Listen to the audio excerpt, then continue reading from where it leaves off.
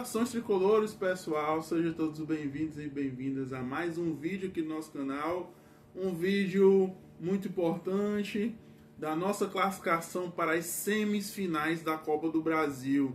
É uma classificação que representa a continuidade do Fluminense em torneio de mata-mata, para focar ainda mais nos torneios mata-mata, né? Virou realmente, tá chegando na semifinal, realmente virou uma realidade. É por aqui que o Fluminense tem chance maior de ganhar um título e a gente vai poder mais a questão de escolher. O Renato sempre fala de estar disputando 3 campeonatos e tudo mais, só que vai facilitar mais que a Copa do Brasil vai dar uma pausa nesse momento e a gente só volta a jogar ela no final do ano, na semifinal. Que nossos adversários vão ser rivais cariocas, ou Botafogo ou Vasco da Gama. Vai ser decidido amanhã e a gente vai estar trazendo aqui para vocês quem vai ser o adversário do Fluminense na semifinal, na continuidade aqui do nosso canal. Bem, antes da gente começar a análise da partida, falar um pouco do jogo, peço que vocês se inscrevam no canal, curte, comente, compartilha. É muito importante para a gente continuar trazendo os vídeos. Eu sei que não está um negócio assim tão frequente aqui no nosso canal, gostaria de estar melhor também, mas eu estou bem ocupado com coisas mesmo pessoais minhas, projetos pessoais, e sempre que eu posso eu estou por aqui no YouTube para deixar minha opinião, para também não deixar parado como estava, né? Mas fé em Deus, as coisas vão melhorar e eu vou estar mais ativo aqui no YouTube trazendo vídeos para vocês. Então vamos começar aqui, pessoal. Esse jogo Fluminense e Bahia foi um jogo de um time só, né, pessoal?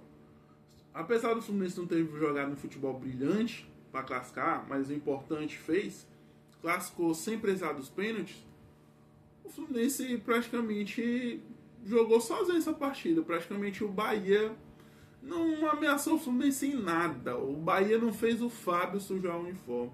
Se no jogo anterior a gente estava reclamando... qual foi o confronto do Fluminense? Deixa eu ver aqui.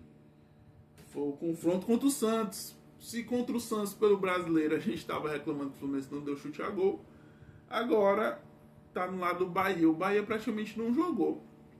O Fluminense, com o apoio da torcida, cantando, pulsando o Maracanã, o Fluminense fez aquela pressão inicial. Só que no primeiro tempo, com a escalação que o Renato botou, aquela escalação com 3 volantes, o jogo do Borussia Dortmund praticamente era, só que com o Guga titular, né, Samuel Xavier machucado. O Fluminense com bastante dificuldade de criar jogadas, de decidir no último passe, de finalizar uma jogada. E era um jogo que era para ele ter começado com a Costa e o Renato corrige no segundo tempo. Apesar da pressão que o Fluminense fazia, né, no abafa, no impulso da torcida, sem muitas finalizações, sem grandes chances ali de gol. A grande chance de gol que teve no primeiro tempo foi a do Thiago Silva, né, uma cabeçada que ele ganha, né, ele ganha por cima e a bola caprichosamente passa perto ali por cima. Quase o Fluminense abriu 1-0 nessa cabeçada do Thiago Silva. E o Fluminense, no decorrer do primeiro tempo, praticamente chutou 2 bolas a gol. Para quem estava precisando do resultado, muito pouco. Foi uma do Nonato. Ele teve a oportunidade, chutou no meio do gol. E uma do Thiago Silva também, as duas de fora da área. Mas fiquei bastante preocupado com a criação ofensiva do Fluminense, né? Quando o Fluminense precisa propor o jogo, o Fluminense está com bastante dificuldade, bastante erros técnicos ali na hora de definir a jogada, né? Aí a gente vai pro segundo tempo. No segundo tempo, o Renato já vem com a mexida, tirou o Nonato e começa com a Costa, que era o time realmente pro Renato ter começado o jogo, ou poderia ser o Ganso que nem sequer entrou, mas a gente precisava ter o meio armador ali jogando, né?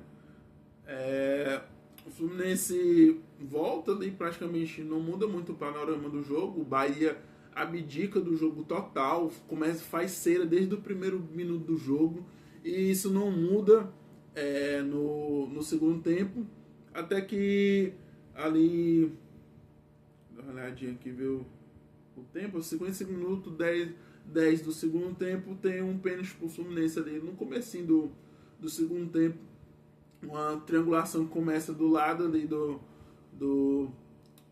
que tá o Guga, né? Juntamente com o Acosta vira uma bola interessante pro René, que ele poderia até chegar fazendo, chutando.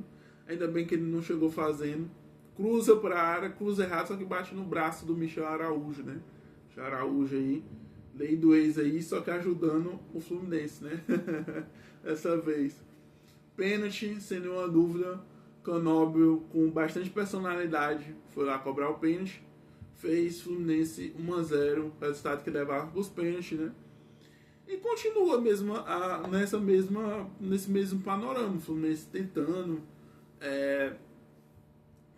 pressionar ali a equipe do Bahia, da mesma maneira como já vinha sendo. O Bahia tenta esfriar o jogo ali meados 25 minutos ali do jogo, dá uma esfriada no jogo, começa uma cera maior, uma parada de tempo maior, e o Fluminense depois vai mexer mais, vai botar o Keno no lugar do Serna, depois bota o Bernal, depois bota Cano, né?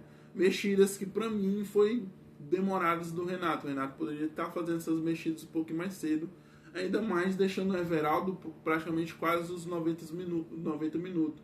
Sem necessidade nenhuma, que o Everaldo não teve utilidade no jogo, né? Realmente é um jogador bem limitado para estar vestindo a camisa do Fluminense, o Everaldo. Mas, enfim, brigou, marcou. Só que para a função de número 9 é fazer gol.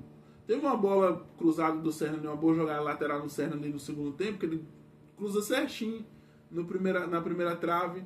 O Everaldo não estava ali.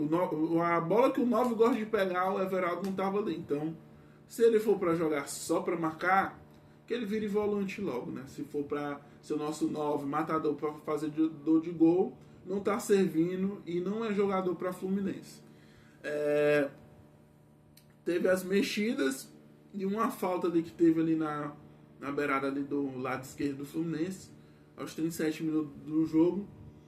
Ali onde a torcida ali já estava botando suas fé, a bênção João de Deus. O Canóbio cobra a falta muito bem, dá uma assistência. Além de teve a personalidade de bater o pênalti, fazer o gol, ele vai cobrar a falta bem ali, o Thiago Silva fazer aquela movimentação toda que o Thiago Silva faz, cabeceando a saída do goleiro e fazendo 2-0 Fluminense, assim praticamente liquidando o jogo.